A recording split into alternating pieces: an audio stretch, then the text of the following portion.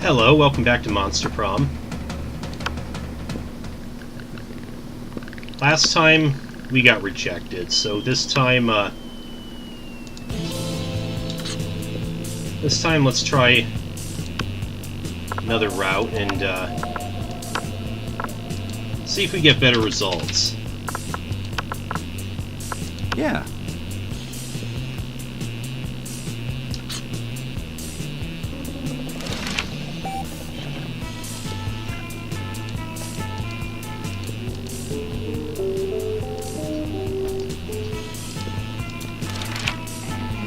School is outdated and lame. We need a new school subject ASAP.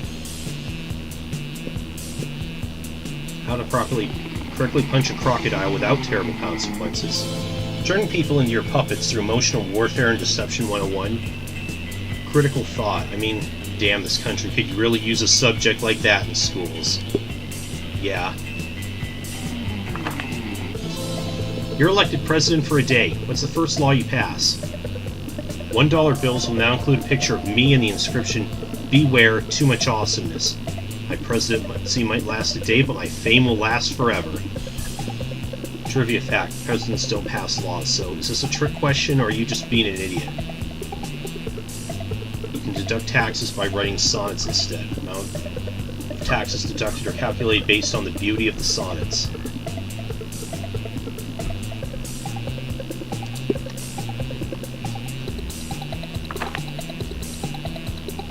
What's the sexiest type of knowledge a lover can have? Obscure 80s movie trivia, sports things, how to make a killer cocktail out of anything, lyrics to all Disney songs, how to set stuff on fire, all the principles to build a financial empire. Go with the cocktail.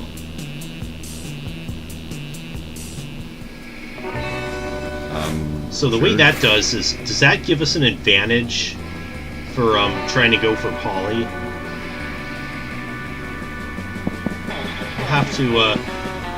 We'll have to see.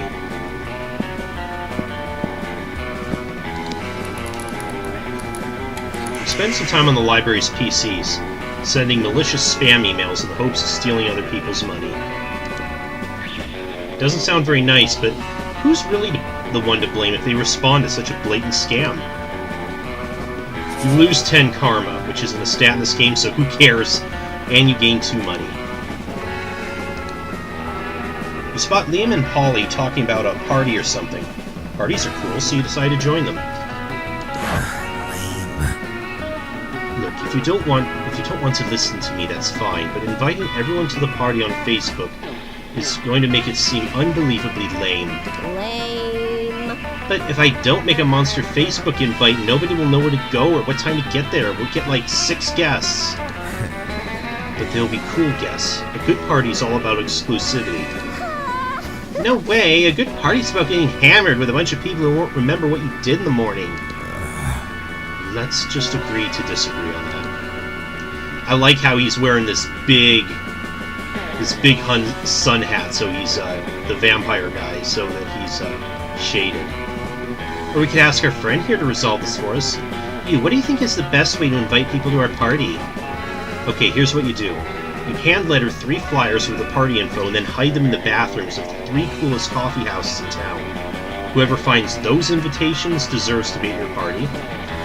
Obviously the answer is to take a topless selfie, then use Photoshop to cover your nipples in the party info. Print that shit out, plaster it all over school, I guarantee people will come. In more ways than one.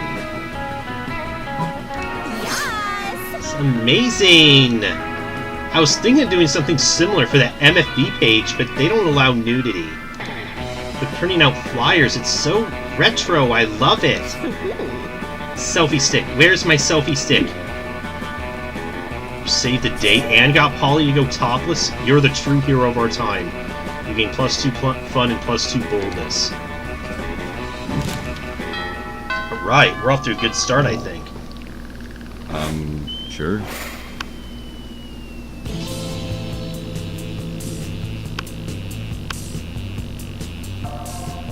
Let's see. Don't know if I'm gonna need to buy anything or not.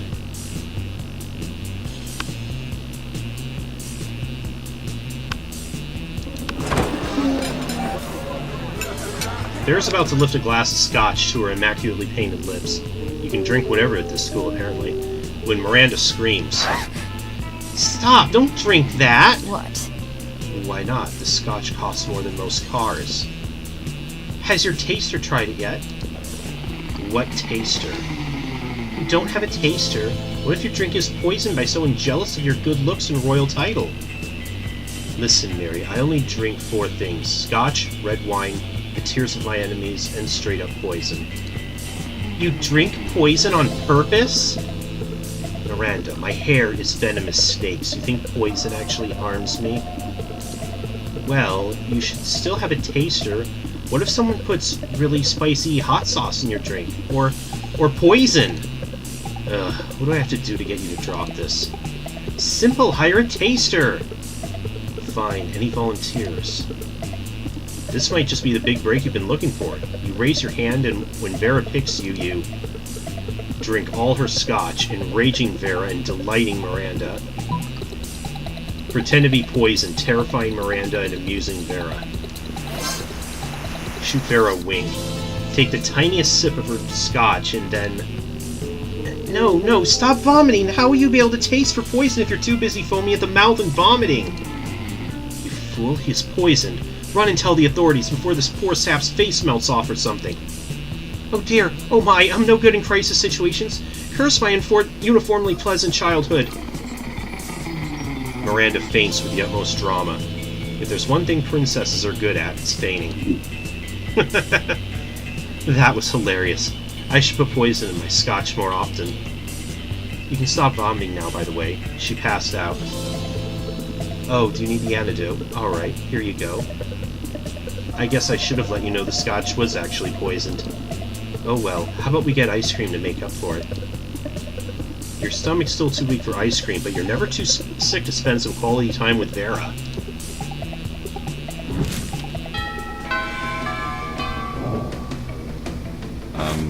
Sure.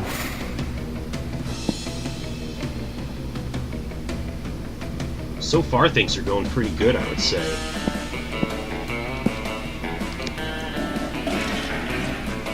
And the bathrooms.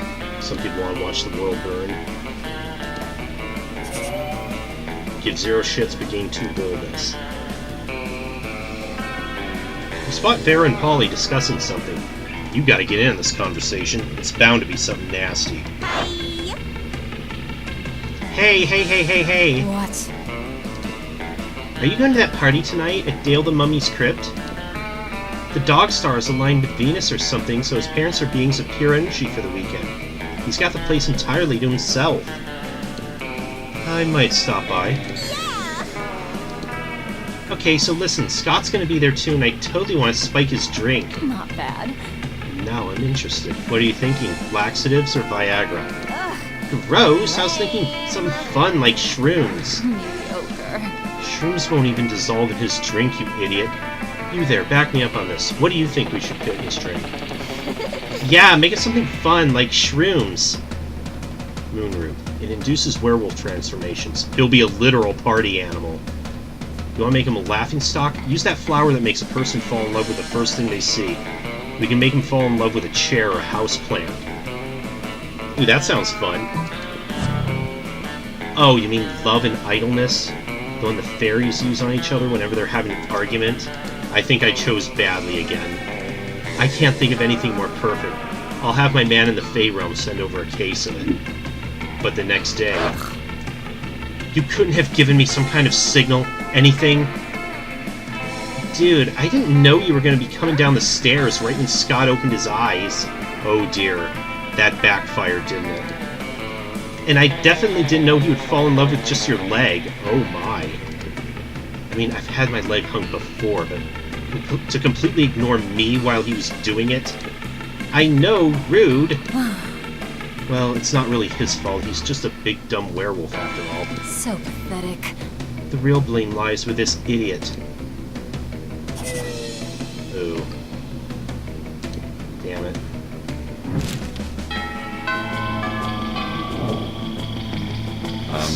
Sure.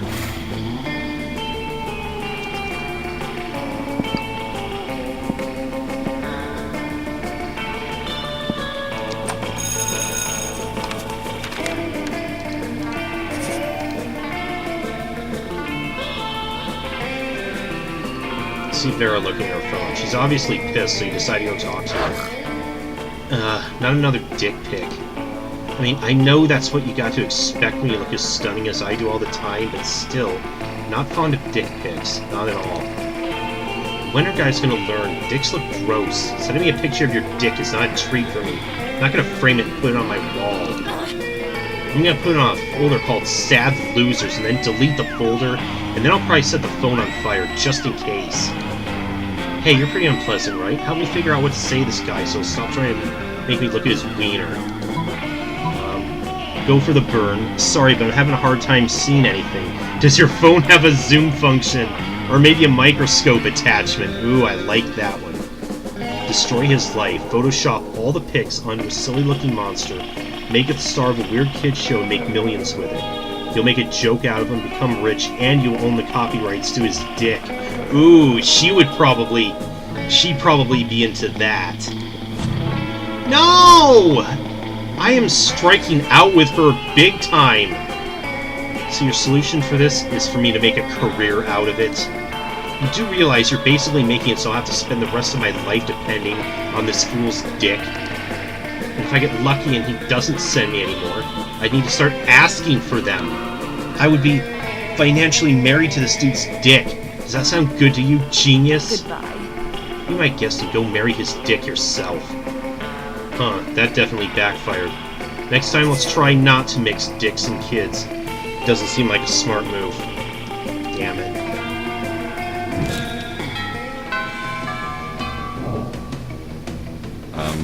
Sure. I started out good enough, but now I'm not so sure.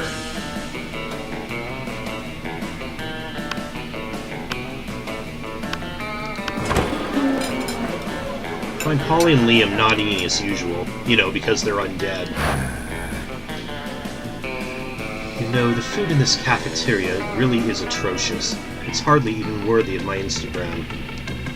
Haha, what? I don't even eat the food. See, this is exactly what I mean. We can do so much better than these subpar culinary abortions. Oh, I see what you mean. You mean the two of us should have a cook-off. What? No. Did you say something? I'm not listening because I'm so psyched about this cook-off. At no point did I agree to... I got a huge advantage, though, because I've cooked so many drugs. Oh, you think you've got the advantage, huh? I've been alive for centuries of culinary history. It's on. The two of them dash into the kitchen, ignoring all rules of law, school, and common decency as they commence cooking. Two celebrity chef judges appear to critique the challengers.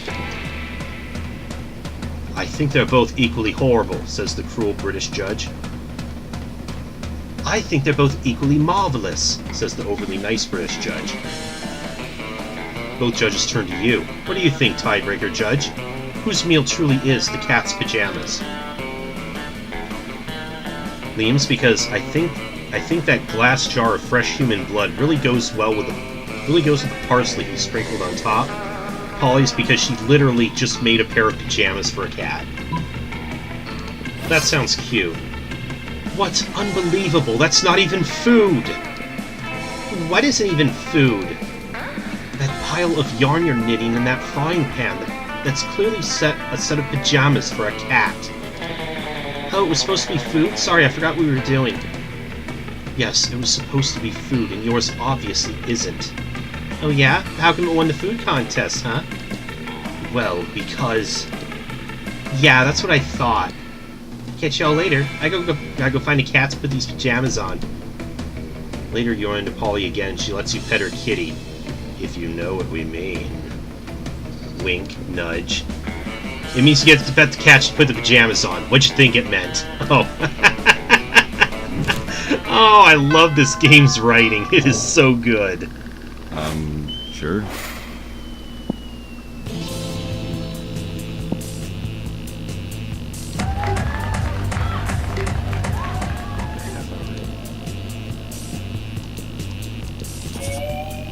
Okay. You notice Vera and Miranda at the edge of the rave with their arms crossed. You dance over to try and find out what's up. I truly want to be excited about this uproarious event, but I'll say what we're both thinking. This rave looks like a techno trash fire. I do not wish to be crude, but it is true. I want to hang out and have a good time, but I cannot relax in this chaotic environment. I've put some thought into this, and I think that the problem is a lack of color coordination. It almost always is. That's what my father painted everyone in the Kingdom Aquamarine. But we have no legal authority at this rave. How will we ever coordinate their colors? That's where I'm stuck right now, frankly. If only there was some way. Filter everyone through this dangerous magic prism. Color-seeking German shepherds. I don't even... I'm gonna go with the prism. You pull out the prism of color separation that you crafted in your AP Attack Fashion class. You toss it in the center of the dance and it lights up like an extremely deadly disco ball. Look, it's sucking in the students and spitting them out in lines according to the color of their outfits. Why are they screaming? Does that mean it's working? Yes, that's what it means. The prism destroys several students because it can't determine the primary color of their outfits, but that's what they get for not matching. You get +2 charm and +1 smarts.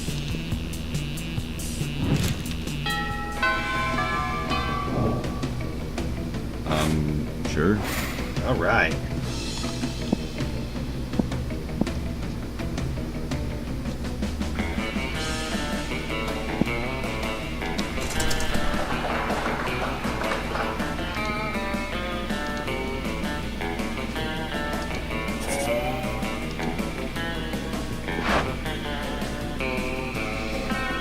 You're making your daily protection payment to Vera when suddenly...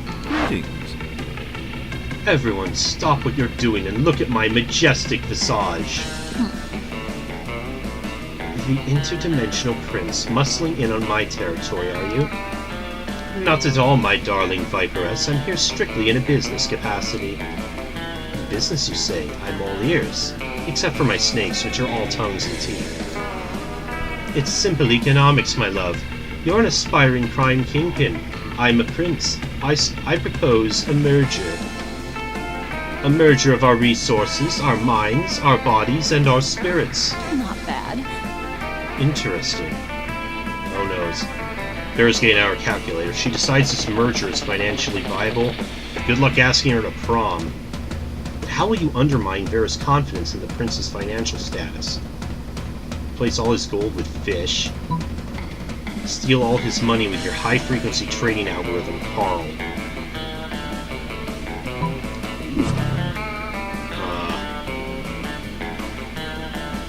I'm having no luck with Vera today. You assemble a crack team of interdimensional criminals to heist the prince's vault. Success! You arrive back at school to find the prince dancing with glee. Most splendid. I'm rich beyond my wildest dreams. Some benevolent interloper mysteriously replaced all my useless gold with precious fish. Are you telling me that in your dimension fish are incredibly valuable, whereas gold is worthless? Why, of course, isn't that how it is everywhere? My god, the potential for arbitrage is... You know, I think this is the start of a beautiful business relationship. This isn't what you want at all, and Miranda's probably gonna wonder what happened to all her fish. Uh-oh.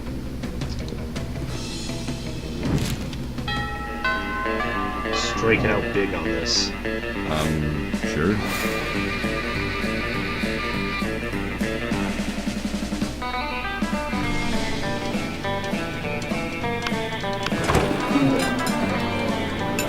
Holly and Miranda sit together, surrounded by Miranda's customary crowd of serfs. Oh, So wait, you actually got serfs who eat for you? disgraceful. Well, of course. I find eating to be terribly undignified, so I almost never do it. Hey, me either. What other kinds of crazy serfs have you got? Well, I have a serf to go to the bathroom for me, a serf to experience difficult emotions for me, and a serf for keeping my silverware in alphabetical order. I even have a surfing serf for standing atop of whenever I go surfing. Wow, that's a lot of serfs. It's a fair amount. The only limit is my imagination. Unfortunately, my imagination serf imagined a way to escape from serfdom, So now I'm all out of ideas. Well, I'm sure with the help of Jade we could probably think up a dope new kind of surf. Oh, is that so? I can't wait. Well, you're on the spot now. What'll it be? You should get a puppy surf. It's not actually a surf, it's just like 50 cute dogs. You should get a party surf to experience your hangovers for you. A surf for me? I couldn't possibly. Why not? I do it all the time. But isn't it wrong to make someone else experience the negative consequences of your actions? Well, like I said, I do it all the time, and Father says I can do no wrong. Therefore, it's probably fine. Oh, okay. Hells yeah! That's how you're due to deal with all my withdrawal symptoms. Hire? Holly, dearest, we don't pay our serfs. We don't? Sweet deal! Holly hires the burliest hangover surf she can find, and the two of you go out for the night of your lives. The surf is dead in the morning from the epic hangover, but the memories are well worth the second-degree manslaughter. Go us. Sure.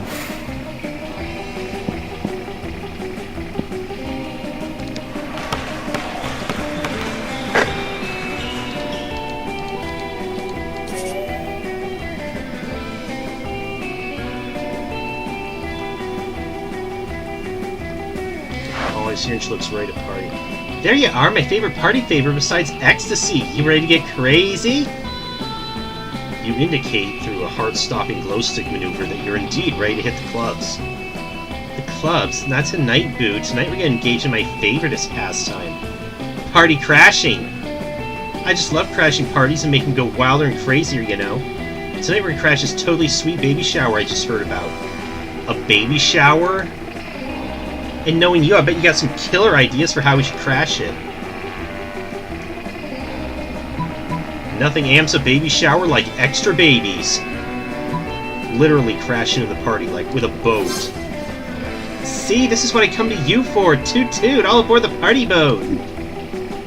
Using your advanced nautical knowledge and your proficiency in crime, you easily hotwire a boat and crash it into the party. Ahoy, landlubbers! Where's the grog? Who's pregnant? Turns out the party was nautically themed, so the guests immediately start applauding what they think is a planned interruption. The host is forced to play along or look like an idiot, who just lets boats crash into her party. You have a great time sharing rum, singing sea shanties, and giving the baby a sick anger tattoo on her little unborn bicep. You get +2 fun, +1 charm. Alright, I think we got a pretty good chance with the sexy ghost lady. Hell yes. Sure. Whoa, not a chance in the world, darling. What? It's not you, it's me. And by that, I mean it's you. See ya. Tried. Oh, And failed. we were doing so good with her. I thought... Where did we go wrong? Failing at Monster Prom broke the essential process of growing up in your life. You became fixated on it, you never become a functional adult. Now you're just a little person who sits at parks and talks to strangers about the time you almost got a date to the Monster Prom. It's as weird and sad as it sounds.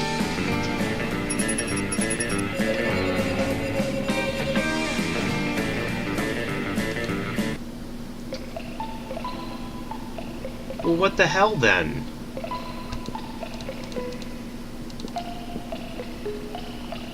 All I took so much I was ghosted Christmas present.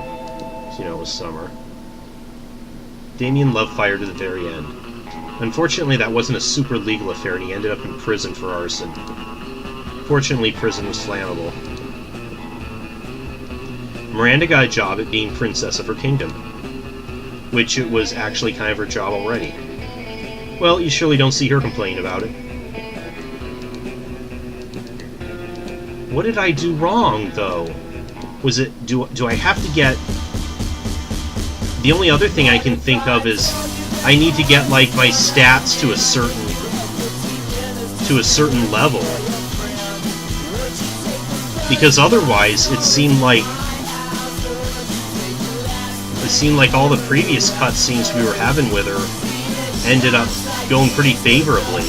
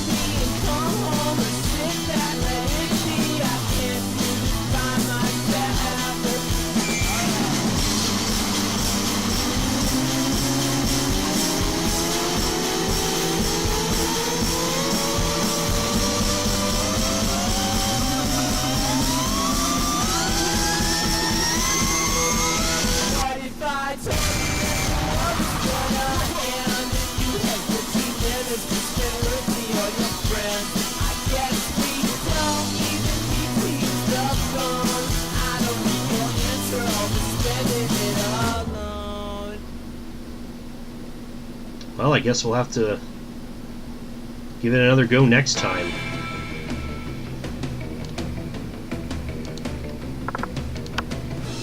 What have we unlocked in the gallery? Oh, okay, just...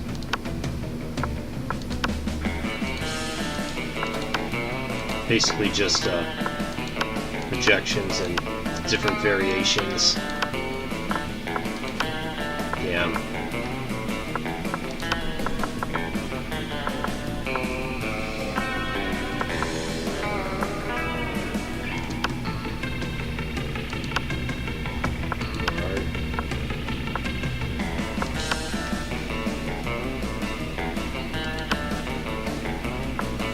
Okay.